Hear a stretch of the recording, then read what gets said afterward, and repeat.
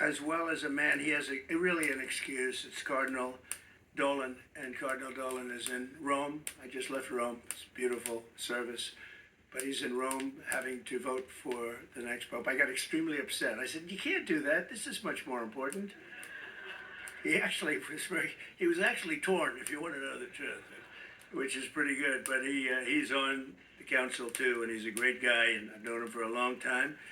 I'd like to ask, if I might, to have Dan Patrick, one of the most highly respected men in politics. We worked on something having to do with your governor. We worked on something having to do with school choice, and we knocked it over the fences.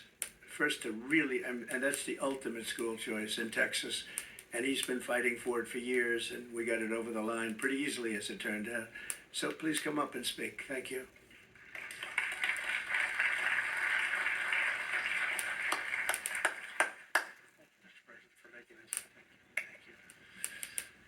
Mr. President, thank you for establishing what I think will be one of the most important presidential commissions in history. It will be one of your great legacies, of which you will have many. We have in this country, we have a magnificent inheritance of religious liberty.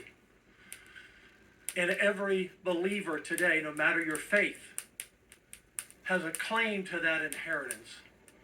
We were a nation birthed by prayer, founded on the Judeo-Christian ethic, to ensure that people could worship as they wished without interference from government, but that is no longer the case.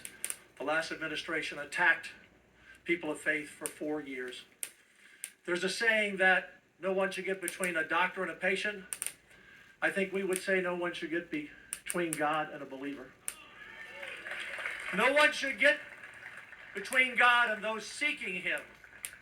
There are so many people in this country, they may even have a family, they may have a job with a lot of employees, but they're alone, and the only person they can turn to is someone who's not listening, but they can turn to God because He is their refuge and He is their wellspring of hope. And no one, no government, no school district, in any level of government or in the private sector should say to someone, you can't pray here or where. That is our right.